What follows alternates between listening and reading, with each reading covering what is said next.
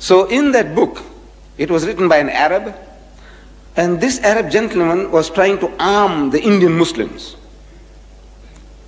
who were at that time at the receiving end of a Christian assault in India. You see, India was in the hands of the Muslims. They were ruling it. They ruled it almost 1,000 years. And the British came with the superior gun power, and they snatched power, dominion, rule out of our hands. And they felt, and they thought rightly, that if at any time anybody would give them trouble, it will be the Muslims, because they had tasted power, tasted dominion, tasted rule, and once you have tasted it, you aspire to get it once more back again. So he said, if we can convert these people, if we can make them to turn the other cheek, we can rule India for 1,000 years. So they started pouring in the missionaries, like frogs in the rainy season, into India. And they started mastering our language and wanting to debate with the Muslims. At first, the Muslims were reluctant. These are our rulers now. They have conquered us. And if we debate with them, they might put us in jail, Robben Island, something like that. So he says, man, leave it out. But now, since they started learning our language and challenging us in our mother tongue,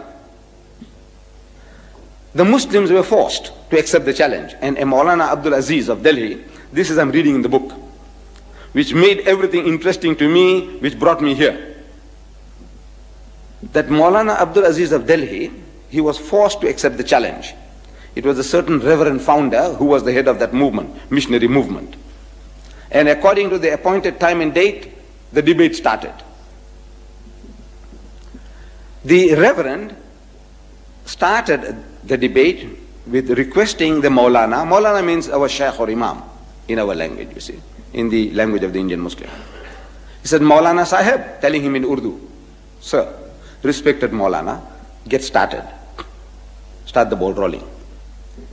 So the Maulana said, you see, look, you are our elder brother. In other words, Christianity precedes Islam by 600 years. So you are 600 years senior to us. So as such, you have the first preference. Number two, he said, look, you are our guest.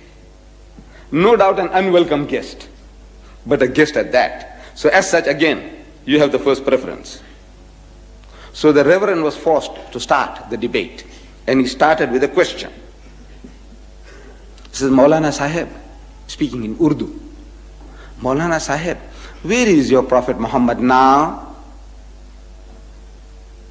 So the Maulana, after a pause, he replied that he is in Jannatul Firdaus, in heaven, blessed heaven with God Almighty. Out of that answer came the second question. He said, all right, tell me now, where was he when his grandson Hussein was martyred at Karbala? So the Maulana again thought for a moment, and he again replied, he was still in Jannatul Firdaus, in blessed heaven with God Almighty. Out of that answer came the third question. I'm reading this in the book. He said, all right, now Maulana Sahib, look, if your Muhammad was with his Allah, as you say, and while his grandson was being butchered, Shaheed, at Karbala, didn't he ask his Allah for help? He said, look, my grandson is being butchered, please, have mercy on him, save him. So there was a long pause. And the reverend couldn't hold his peace. He started stamping his feet. Come on. Didn't he? Didn't he ask his Allah for help? Because if somebody is bullying me, and if I have a young heavyweight champion next to me, I say, look, man, Akhi, please, man, help me, save me. So didn't he ask his Allah for help? So after a long pause, the Maulana said, yes, he did. So what did he say? We know he wasn't saved. What did Allah say? And there was an inordinate pause, undue pause. So the reverend again started stamping his, come on. What did he say?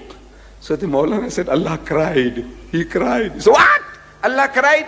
He said, yes. He said, I couldn't save my own son Jesus. How can I save your grandson?